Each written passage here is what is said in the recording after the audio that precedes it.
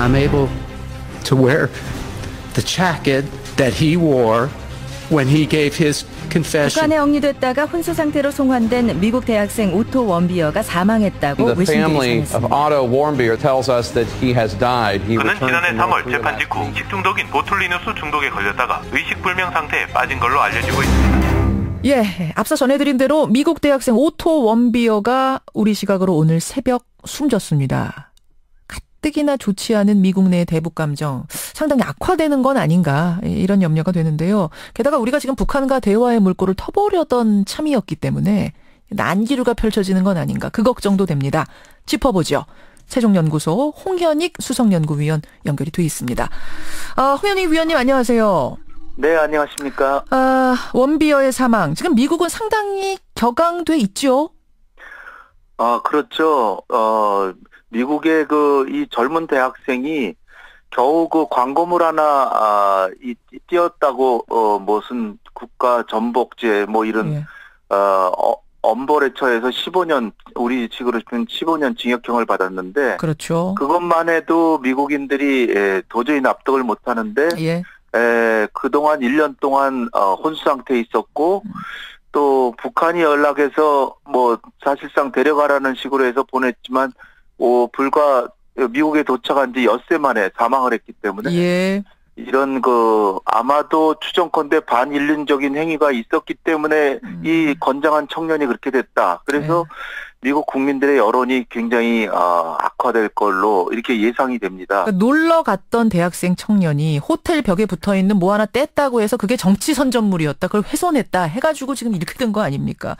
결국 고문과 학대를 받은 게 분명하다란 가족들의 주장인 건데 근데 이게 이제 앞으로 북미 관계에 어떤 영향을 미칠까? 이 부분이에요. 어떻게 보세요?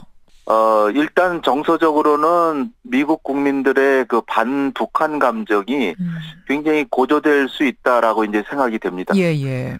그러나 이제 정치적이나 외교적으로 볼 때는 그간에 1년 동안 남북 관계만 대화가 없었을 뿐이지 예. 북미 간에는 여러 차례 비공식적인 대화가 있었기 때문에 요번에 미국의 외교가나 고위 정치인들이 생각하기에는 예. 북한이라는 상대가 아주 못된 상대이긴 하지만 그래도 대화는 계속해서 그나마 원비어를 데려와서 미국에서 이렇게 신병을 갖고 있었던 것은 잘한 것이다 이런 생각을 할 수 있기 때문에 반북 감정 고조와 함께 북한과의 최소한의 대화는 필요하구나 하는 것을 다시 인식하는 계기가 될 수도 있습니다. 아니 사실 그동안 핵실험하고 미사일 실험하고 이래서 관계가 꽁꽁 얼어붙었다. 대화 단절됐다. 제재 강화됐다. 이렇게만 알고 있었는데 그 밑으로는 물밑 접촉은 계속 있었어요. 북미 간에? 물밑 접촉이 계속 있었고요. 이를테면 만약 육자회담이 재개되면 북한에서 나올 사람이 최선희 북미 국장인데 예. 이 사람이 육자회담 대표가 말레이시아에도 왔었고 또 뭐 오슬로에서도 회담을 했는데 미국에서는 민간단체 전문가가 간 줄 알았는데 예. 오슬로의 경우에는 조셉윤 미국의 육자회담 대표가 참석해서 조셉윤 북핵 문제도 좀 얘기를 하고 그러니까 북미 육자회담 대표회담이 있었던 거예요 사실상. 그렇군요. 그리고 거기서 이제 미국인 억류자에 대해서 석방 요청을 하니까 예. 좀 알아보겠다 그러다가 예. 불과 뭐 한 열흘 사이에 사실 북한이 미국의 대북 정책에 불만을 가지고 뉴욕 채널이라고 하는 비공식 외교 채널을 닫았었거든요. 그런데 얼마 전에 이제 원비어 때문에 예. 북한이 뉴욕 채널로 다시 얘기하자. 그래가지고 조셉윤이 또 뉴욕 주재 미국 대사를 만났고. 예. 그래서 거기서 이제 혼수 상태라는 거를 알게 됐습니다. 그러니까 이제 트럼프 대통령한테까지 보고돼서 예. 트럼프 대통령이 가서 데려와라. 그래가지고 지금 데려온 겁니다. 그렇죠.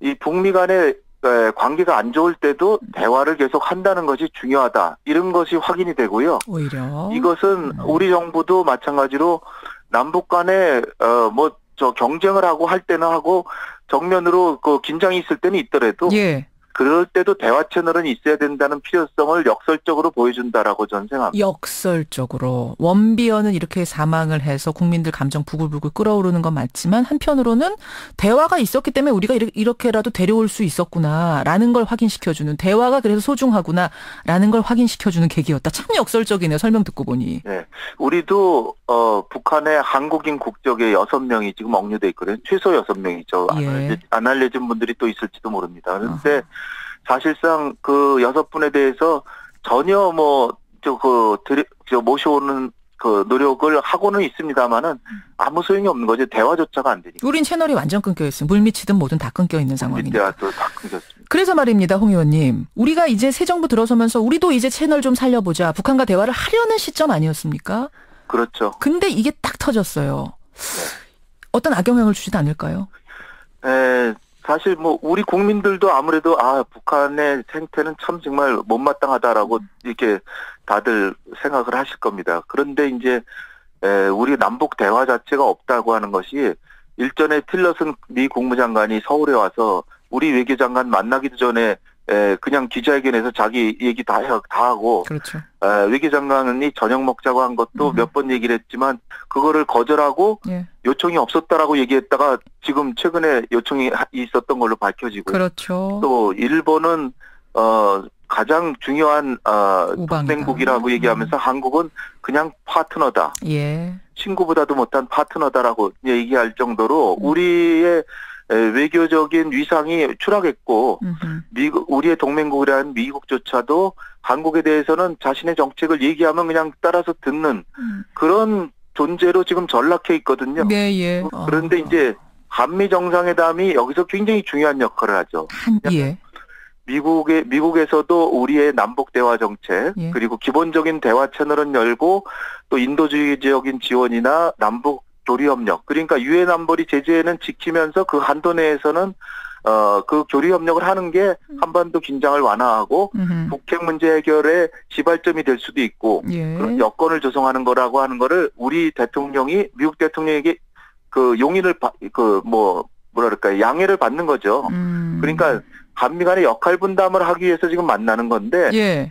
역할 분담의 진통 과정에서 문정인 특수의 지금 발언이 있었고 그런데 그 발언에 대해서 미국보다도 한국 내에서 더 이 남북 대화 재개나 북한을 북핵 대화로 끌어들이고 그리고 어떤 해결 방식을 얘기를 했는데 그걸 가지고 마치 한미 정상회담을 망치려는 행동이라는 듯이 얘기하는 것은 지나치기뿐 아니라 국익에도 전혀 도움이 안 된다. 그러니까 지금 이제 문정인 특보가 뭐라고 미국에 가서 발언을 했냐면 북한이 북핵을 동결시키면 한미 군사훈련 축소를 상의해 볼 수 있다.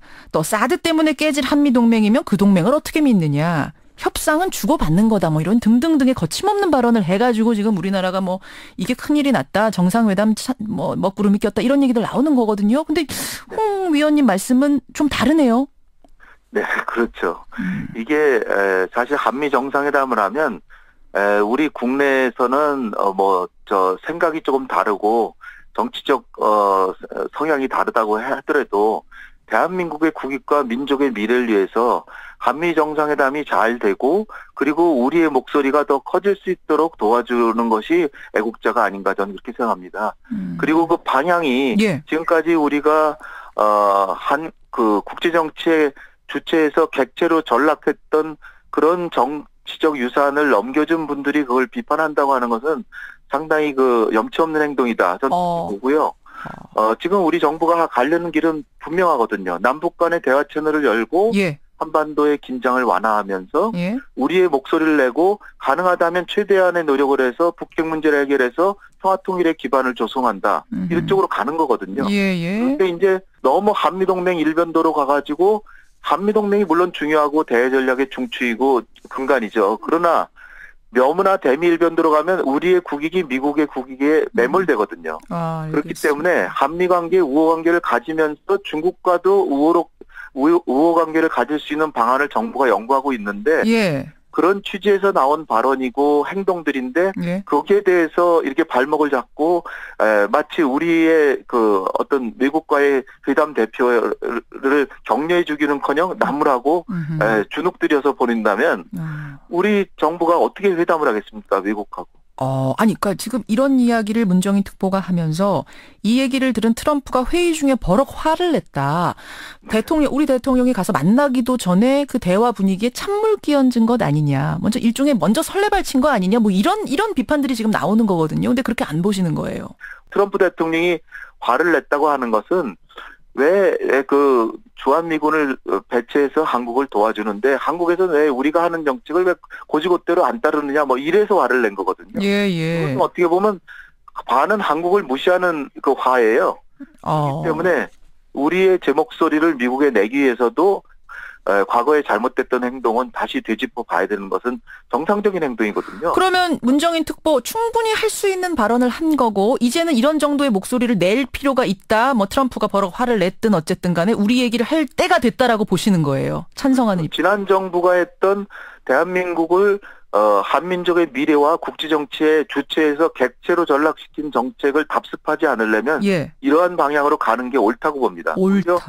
청와대에서 어저께 예. 문정인 교수의 발언은 개인 자격으로 한 것이다 이렇게 자꾸 이게 자리매김을 하는데 예. 그거보다는 문재인 대통령하고 예. 트럼프 대통령과의 이 정상 간의 만남에서 얼굴을 붉히면 안 되잖아요. 예. 따라서 우리가 가야 될 방향으로 가는 것을 모습을 미리 보여준 것이다. 그러니까 저는 문정인 교수가 나름의 역할을 한 것이라고 봅니다. 오히려 미국도 한국에 대한 나름의 그 대비를 하고 있고 그러면 문재인 대통령께서 얘기하시면 트럼프 대통령도 이미 한국의 그런 의견을 잘 알고 있고 우리도 나름 북한과 대화를 지금 하려고 하고 있거든요. 예. 또 어떻게 보면 문정인 교수의 의견이나 틸러슨 국무장관의 의견이 크게 다르지가 않습니다. 알겠습니다. 여기까지 오늘. 우리가 너무 주눅들 필요 없고 자신감을 가지고 미국과 상대해야 된다 이렇게 생각합니다. 여기까지 말씀 듣죠. 홍 의원님 고맙습니다. 감사합니다. 세종연구소 홍현익 수석연구위원이었습니다.